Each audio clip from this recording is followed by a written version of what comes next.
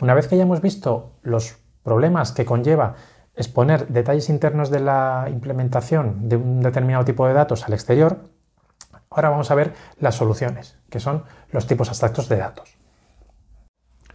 Vamos a empezar retomando la función main de nuestro juego, que es aquella en la que se manifestaban los problemas del vídeo anterior.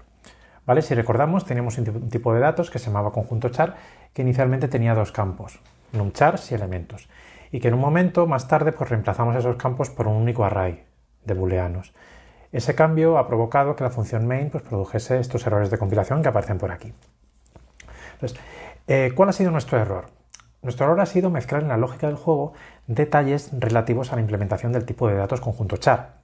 Con esto me refiero a que la lógica del juego depende de si el tipo de datos conjunto char pues tenía en un campo que se llamaba de tal manera o de tal otra. ¿Vale? En cuanto cambio los campos, pues claro, todo ese código dependiente deja de funcionar. En cambio, si os fijáis aquí en la condición del while, aunque tiene que ver con el manejo del conjunto char, no tenemos que cambiar nada. ¿Y por qué? Pues porque aquí no estamos mencionando ningún campo de conjunto char. Todos los cambios que hemos tenido que hacer los hemos hecho en la implementación de la función está en conjunto. Ahí sí que hemos tenido que hacer cambios, pero es que esa función va precisamente de eso, va de conjuntos, de caracteres. Se dedica expresamente a manejar conjuntos. Otra cosa que hicimos mal desde el principio es pensar en el conjunto de letras que los jugadores iban mencionando como si fuese un array. Nosotros cuando planteamos esto, lo que deberíamos haber pensado es en un conjunto de letras visto como una entidad matemática, es decir, pues una colección de objetos en la que nosotros podemos ir añadiendo. No necesito saber si los elementos de ese conjunto están en un array o están en otro tipo de estructura de datos. En otras palabras, en este punto, en lugar de haberme puesto a pintar un array, debía haber expresado el conjunto de letras de esta manera que tenéis aquí, pues como un conjunto en sentido matemático. ¿Existen en C++ los conjuntos vistos así como una entidad matemática? Pues ojalá. Oye, a mí me gustaría tener esto, un programa de esta manera. Tengo una variable aquí, letras nombradas, que es un conjunto inicialmente vacío. En la condición del bucle, pues miro si esa letra dicha por el jugador pertenece o no a ese conjunto, utilizando la operación de pertenece. Y en el caso de que no pertenezca, pues mediante la operación de unión, pues añado la letra actual, así para la siguiente iteración. Y así pues me quedaría un programa pues, bastante claro y bastante legible. Pero en C++, por desgracia, no podemos utilizar la notación matemática conjuntista. Pero nos da igual, porque a nosotros no nos interesa la notación matemática. Lo que queremos es el concepto de conjunto y las operaciones relativas a conjuntos. En particular, para este programa yo necesito tres operaciones. Una para crear un conjunto vacío, porque en la primera línea tengo esto.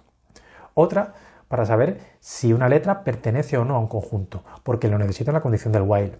Y luego en el cuerpo del while aparece por ahí una unión entre dos conjuntos. No necesito la unión en toda su generalidad. Lo que yo necesito es poder añadir un elemento a un conjunto ya existente.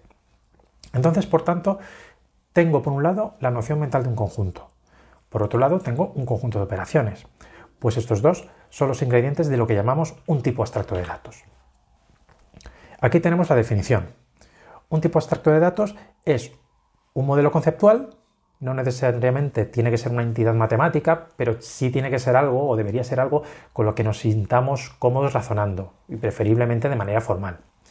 Ese modelo va acompañado de una serie de operaciones, cuyo comportamiento se especifica en función de este modelo. Esto último lo vamos a ver con un ejemplo.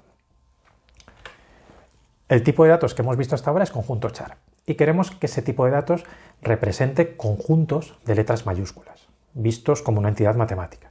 Bueno, pues ese es nuestro modelo. Por otro lado, hemos identificado tres operaciones que nos hacen falta. La primera de ellas devuelve un conjunto vacío. ¿Y cómo la especificamos? Pues utilizando lo que habéis visto ya en la asignatura de fundamentos de algoritmos, mediante una precondición y una poscondición. En este caso, tenemos una precondición que es trivial, que es true, y la poscondición que dice que el resultado devuelto por la función vacío es un conjunto vacío. En el caso de la función pertenece, recibe una letra y un conjunto y devuelve un booleano si la letra está o no en el conjunto. Entonces la precondición indica o requiere que el carácter recibido como parámetro sea una letra mayúscula y como resultado nos dice que la variable está vale cierto si y solo si la letra L pertenece al conjunto C. Y por último, para añadir un elemento al conjunto, exijo que el carácter que voy a añadir pues sea una letra mayúscula, igual que antes, y como resultado el conjunto final es, igual que el conjunto inicial, entendiendo por el conjunto inicial el conjunto tal y como estaba antes de aplicar la operación de añadir, junto con la letra o el elemento L añadido. Bueno, pues una vez que tenemos claro el modelo y las operaciones, ya podemos pensar en la implementación. Y hasta ahora, en el vídeo anterior, hemos pensado en dos implementaciones. La primera consistía en utilizar una red de caracteres junto con un índice. La segunda consistía en tener un array de booleanos. Para mi programa yo solo necesito una de ellas. Las dos hacen lo mismo, porque están sujetas a la misma especificación que he puesto antes. ¿Con cuál de ellas me quedo? ¿Pues lo he hecho a suertes? Pues no. Aunque la especificación de las operaciones es la misma, la implementación no. Cada representación implementa de manera distinta las operaciones mostradas en la diapositiva anterior. ¿Y la implementación es importante? En cierta medida sí, porque un factor importante para decantarse por una implementación u otra es la eficiencia. Algunas representaciones permiten implementar algunas operaciones de manera más eficiente que otras implementaciones. Así que vamos a empezar con la primera representación, la del array de caracteres. Teníamos un array de caracteres y una variable que te indicaba el número de posiciones ocupadas o la primera posición vacía. Entonces, la operación vacío pues pone el atributo numchars a 0 para indicar pues precisamente que el conjunto es vacío, es decir, que el 0 es la primera posición vacía del array. La operación añadir actualiza la primera posición vacía del array y desplaza el contador numchars una posición a la derecha. Aquí, como veis, estoy utilizando una macro que se llama assert para comprobar las precondiciones, ¿vale? Esta macro recibe una expresión booleana, que es la que tenéis aquí. Si la expresión es cierta, no hace nada. Si la expresión es falsa, aborta el programa y da un mensaje de error. Existen otras maneras alternativas de tratar los errores, que son las excepciones, pero de momento pues nos vamos a conformar con esto. Aquí solo estamos comprobando que el array no está lleno y que la letra introducida pues es una letra que es mayúscula.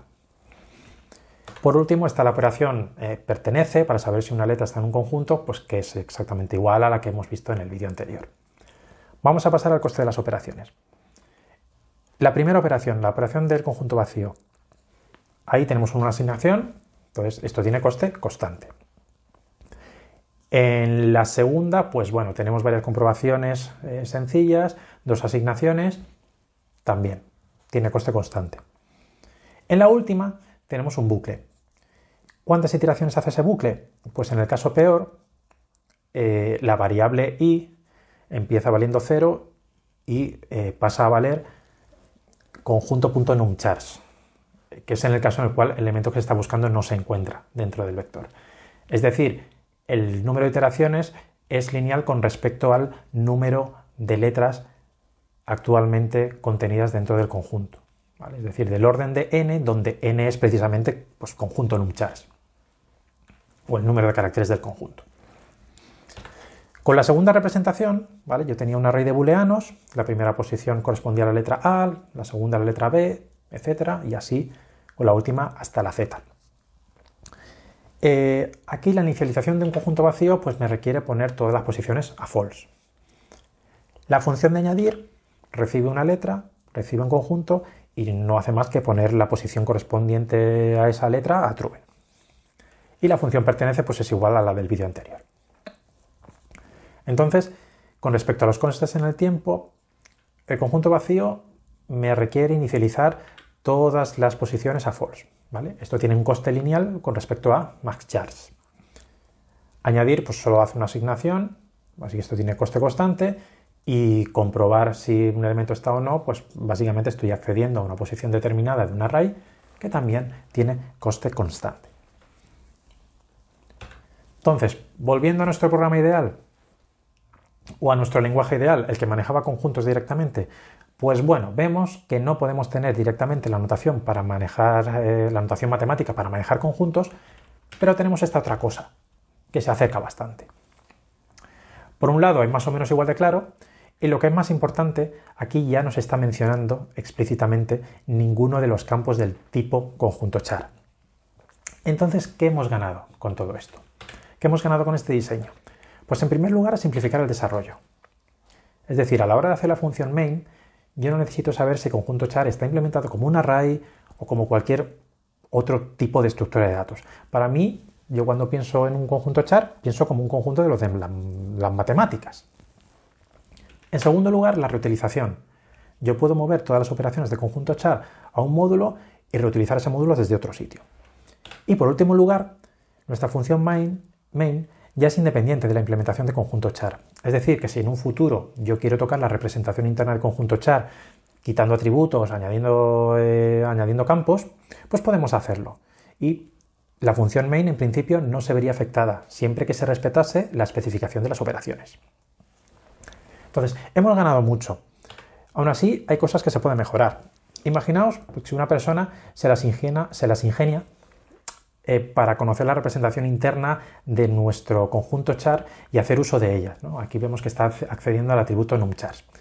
Bueno, pues para eso tampoco hace falta ser un hacker para ello, ¿vale? Podía haber mirado la definición de conjunto char, pues que está un poco más arriba en el código fuente o estará en algún fichero de cabecera, en un .h por ahí. Entonces, la persona que ha escrito esto se expone a un peligro. El peligro es que si yo luego cambio la representación interna del conjunto char, el código de esta persona va a dejar de funcionar. Entonces, ante eso yo podría decir, bueno, pues ella se ha metido en ese berenjenal. Si alguien accede a los campos, pues el problema es suyo, pues no haberlo hecho. Pero también estaría bien que el lenguaje nos advirtiese o nos prohibiese hacer este tipo de cosas. Entonces, la pregunta es, ¿existe algún mecanismo en el compilador de C++ que impida a las personas despistadas como esta acceder a la representación interna de un tipo abstracto de datos? Pues si venís de tecnología de la programación, pues ya sabéis que sí, que eso en Java es posible y en C++ también, ¿vale? Se consigue mediante la encapsulación, que es uno de los componentes de la programación orientada a objetos.